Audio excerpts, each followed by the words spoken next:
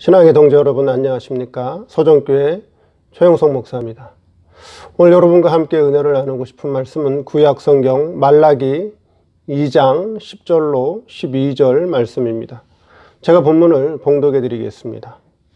우리는 한 아버지를 가지지 아니하였느냐? 한 하나님의 지으신 바가 아니냐? 어찌하여 우리 각 사람이 자기 형제에게 괴사를 행하여 우리 열조의 언약을 욕되게 하느냐? 유다는 괴사를 행하였고 이스라엘과 예루살렘 중에서는 가증한 일을 행하였으며 유다는 여호와의 사랑하시는 그 정결을 욕되게 하여 이방신의 딸과 결혼하였으니 이 일을 행하는 사람에게 속한 자는 깨는 자나 응답하는 자는 물론이요 만군의 여호와께 제사를 드리는 자도 여호와께서 야곱의 장막 가운데서 끊어버리시리라. 말씀 제목은 성결을 욕되게 한 유다라는 제목으로 말씀을 증거하도록 하겠습니다. 말라기서는 특별히 말라기 선지자는 구약의 마지막 선지자입니다. 말라기서는 구약 이스라엘 종교 말년에 의식적이고 형식적인 껍데기 신앙에 대해서 책망하고 있습니다. 저들이 법과 제도에 따라 하나님을 잘 섬겼지만은 그 마음과 신앙 중심은 하나님과 멀어져 있었습니다. 오늘 본문 말씀을 통해서 성결을 욕되게 한 유다의 행위들은 어떤 행위였는가 한번 살펴보도록 하겠습니다. 첫째, 한 아버지, 한 하나님께 속한 형제입니다. 자, 이 말씀은 즉 한 아버지, 한 하나님께 속한 형제라는 이 말씀은 혈통적 관계를 일깨워주는 말씀이다 하는 것입니다. 즉 혈통적 관계라고 하는 것은 이해 타산을 따지지 않고 서로 사랑하고 서로 도와주고 서로 협력하는 관계를 말합니다. 혈통적 관계가 아닌 자들은 모든 기준을 이권에다가 기준을 두고 생각하고 판단을 합니다. 즉 내가 유리한가? 내게 어떤 이득이 있는가? 아니면 저 일을 하면 내게 손해인가? 하는 이런 이권을 따져서 생각하고 판단한다는 것이죠. 즉 일반적인 관계에서는 손익을 따지는 관계다 하는 것입니다. 그런데 이렇게 이스라엘 백성은 아브라함이라는 한 혈통에서 이어온 민족이요 또 한 하나님께 지음받은 하나님의 자녀들인데 실제 이들의 관계를 보면 형제와 같은 그런 혈통적인 관계 속에서 서로 사랑하고 협력하는 정신은 다 잃어버리고 서로 이해 타산을 따져가며 관계를 맺고 있다는 것입니다. 자, 이 말씀을 오늘 본문에서 말씀하시는 것은 이와 같이 오늘 교회 성도들도 육적인 혈통의 관계성은 중요하게 생각하면서도 그럼 여기서 말씀하는 육적인 혈통의 관계라고 하는 것은 혈연적인 관계, 또 지연적인 관계, 학연적인 관계 이런 육적인 혈통의 관계는 중요하게 생각하는데 신앙적 관계성을 등한히 하고 있다. 지금 그것을 지적하고 있다는 것이죠. 신앙적 동지인데도 자기를 앞세우는 자들이 있다는 말씀입니다. 분명히 신앙적인 동지인데도 이권을 따지는 자들이 있다는 거죠. 자기에게 유익하고 자기에게 이익이 있으면 하고 내게 손해가 있고 내게 좀 불편하면 안 하고 내가 좋아하는 거는 하고 내가 하기 싫은 거는 죽어도 안 하는 자들이 있다는 거죠. 신앙적 동지인데도 그렇다는 거예요. 성도들이 하나님과 생명적으로 한 형제라는 것을 깨닫고 신앙의 형제로서 관계를 가지고 사는 것이 중요한데도 불구하고 항상 자기의 이권을 따지고 유불리를 따진다는 거죠. 이렇게 한 신앙 안에서 형제임에도 불구하고 괴사를 행하고 있다는 것이죠. 괴사를 행하고 있다라고 하는 것은 자기의 이권을 앞세워서 진실과 사랑으로 대하는 것이 아니라 진실을 잊어버리고 사랑을 잃어버리고 서로 속이는 관계가 되어 있다. 오늘 그것을 말씀하고 있다는 것이죠. 오늘 교회의 성도들이 과연 신앙적으로 혈통적으로 하나가 되어서 서로 아껴주고 서로 사랑하고 협력하는 관계인가? 아니면 이권을 앞세워서 서로를 이용하는 관계인가 하는 것입니다. 두 번째, 유다는 성결을 욕되게 했다. 이 말씀의 역사적 배경은 바벨론의 고레스 왕이 이스라엘을 포로 생활에서 해방시키고 자기의 본국으로 돌아가 성전을 짓도록 유대인들을 본국으로 보내줬습니다. 그런데 유대인들은 성전 세우는 것은 등한히 하고 자기 집을 먼저 짓는 게 바빴으며 또한 이방 사람들과 자폰, 이방 사람들과 결혼함으로 말미암아 유대인의 순수 혈통을 지키지 못했다는 말씀입니다. 포로에서 돌아온 유다 민족은 이방 사람과의 관계를 끊어버리고 자신들의 혈통을 보존하고 지켜야 하는데, 자신들보다 이방 사람들이 잘나 보이고 똑똑해 보이고 아름다워 보이고 세상적인 부귀와 명예를 가지고 있다고 해서 이방인들과 결혼을 하고 거기서 자식을 낳고 가정을 꾸미게 되었습니다. 에스라는 유대인들의 이러한 자폰, 즉 이방 사람들과 결혼하는 것을 다음과 같이 책망했습니다. 구약성의 에스라서 9장 2절입니다. 그들의 딸을 취하여 아내와 며느리를 삼아 거룩한 자손으로 이방 족속과 서로 섞이게 하는데 방백들과 두목들이 이 죄에 더욱 으뜸이 되었다 하는지라. 구약 이스라엘 종교 말년에 유대인들이 그랬다는 거죠. 혈통을 지키고 보존하는 것이 아니라 이방 사람들을 보니까 예쁘고 돈이 많고 권세와 명예가 있으니까 그들을 아내와 며느리로 삼았다는 거죠. 순수 혈통을 지키지 못했다는 거예요.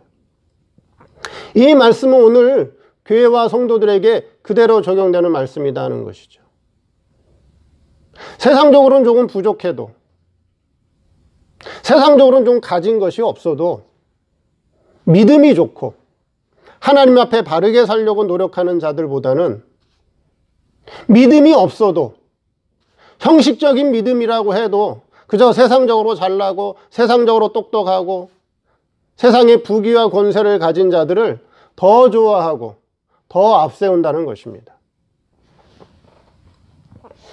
즉 신앙 계통을 바로 세워나가는 것보다는 순수 신앙을 지키고 이 신앙의 계통을 바르게 이어가겠다고 하는 그런 정신은 다 잃어버리고 세상이 좋아하는 것에 맞추기 때문에 오늘의 순수한 신앙도 잃어버리게 되었다라고 하는 것이죠.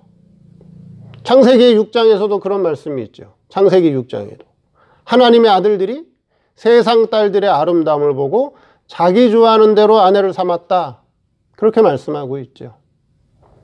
여러분 교회 안에서 성도들을 볼 때, 청년들을 볼 때 어떤 사람들이 더 아름다워 보이고 어떤 사람들이 더 멋있어 보이고 어떤 사람들이 더 훌륭해 보입니까? 믿음은 없어도 그냥 썬데이 교인, 형식적으로 신앙생활해도 그저 세상에서 돈 많고 세상에서 훌륭하고 세상에서 권세 있고 세상에서 명예와 부귀를 가지고 있는 사람들이 더 아름답게 보이나요? 아니면 세상 것은 조금 부족해도 세상 것은 조금 덜 가지고 있더라도 믿음이 있고 신앙이 있고 순수하고 진실한 사람이 더 아름답게 보이나요? 육적 이스라엘 종교 말년에 이스라엘 백성이 이방인들을 더 아름답게 보고 이방인들을 더 훌륭하게 봐서 그들을 아내로 삼은 것처럼 오늘의 성도들이 뭘 더 아름답게 보고 뭘 더 중요하게 생각하느냐 하는 것이죠. 육적 이스라엘 종교 말년이나 오늘의 신앙이나 똑같다는 거예요. 신앙을 앞세우고 신앙을 중요하게 보는 것이 아니라 세상적인 배경, 육신적인 배경을 더 귀하고 아름답게 본다는 거죠. 그게 바로 신앙 타락이라고 하는 거예요. 세 번째, 이방신의 딸과 결혼했다. 유대인들이 이방인들과 결혼하면서 이 이방인들이 그냥 시집 오는 것이 아니라 자기들이 섬기던 이방신, 즉 우상을 함께 들여오게 됩니다. 하나님을 이스라엘 백성이 자폰을 한 다음에 이방인과 결혼한 후에는 하나님을 섬기기는 섬기는데 우상을 섬기듯이 하나님을 섬기게 되었다는 것이죠. 즉 신앙의 순수성, 신앙의 전통과 신앙의 계통은 다 무너지게 되었다. 그저 세상의 좋은 것으로, 세상의 아름다운 것으로, 세상의 유명한 것으로 맞추기 때문에 신앙이 혼합주의, 인본주의 신앙이 되어서 교회를 매우 어지럽혔다라고 하는 것이죠. 오늘날 교회도 마찬가지다. 오늘날 교회도 구약 이스라엘 종교 말년과 다를 것이 하나도 없다는 거죠. 장로교는 칼빈주의라고 하는 은총교리가 있었지만은 이 은총교리가 다 사라져 버렸어요. 신본주의 신앙은 다 사라져 버렸어요. 사람이 믿고 사람이 회개하고 사람이 예수를 구주로 영접하면 구원받고 사람이 믿지 않고 회개하지 않으면 지옥 간다고. 장로교나 성결교나 감리교나 순복음이나 침례교나 교리가 다 똑같아졌다는 거예요. 구원의 주체가 하나님에서 사람이 구원의 주체가 되어버렸다는 거죠. 즉 하나님이 하신 일보다 하나님이 구원을 완성해서 하나님이 은혜로 하나님의 택한 자녀들에게 구원을 입혀주는데 하나님이 하신 일보다 사람이 하는 일이 더 크게 되었다는 거예요. 즉 내가 믿으면 구원, 내가 안 믿으면 지옥 간다는 거죠. 하나님께서 아무리 구원의 큰 일을 하셨어도 사람인 내가 믿으면 구원이고 내가 안 믿으면 지옥 간다는 거예요. 구원의 주체가 하나님이 아니라 사람이 돼버렸어요. 하나님이 하시는 일보다 사람이 하는 일이 더 크게 돼버린 거죠. 이것이 바로 신앙 타락이라고 하는 것이. 이것이 바로 신앙의 혼합주의가 돼버렸고 교회 안에 인본주의가 오늘날 교회를 어지럽히고 있다라고 하는 것입니다.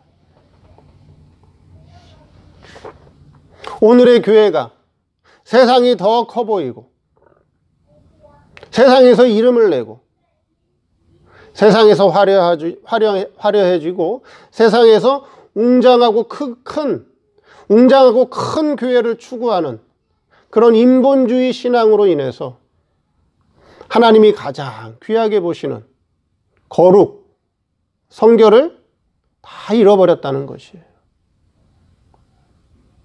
여러분들은 어떤 사람들이 더 아름다워 보여요? 아까 두 번째도 말씀드렸지만 세상에 좀 가진 것이 없어도 세상적으로 좀 부족해도 신앙이 있고 믿음이 있고 그 마음이 진실하고 순수한 사람이 더 아름다워 보이나요? 신앙은 좀 없어도 그냥 교회만 다녀도 그저 세상적으로 잘 살고 세상적으로 부귀가 있고 영화가 있고 권세가 있고 세상적인 명예가 있으면 그 사람들이 더 아름다워 보이고 그 사람들이 더 훌륭해 보이죠. 그 마음에, 그 성도의 마음에 하늘의 신령한 은혜의 세계는 없고 하나님은 아니 계시고 세상이 더 커 보인다는 거죠. 그게 신앙의 순수성을 잃었다는 거예요. 신앙의 성결, 신앙의 거룩을 잃어버렸다는 것입니다. 교회가 하나님의 참 뜻을 찾아서 하나님으로 기뻐하고 하나님으로 만족하는 것이 아니라 실제 세상을 섬기고 세상을 따라가고 세상을 숭배하고 있다는 것입니다.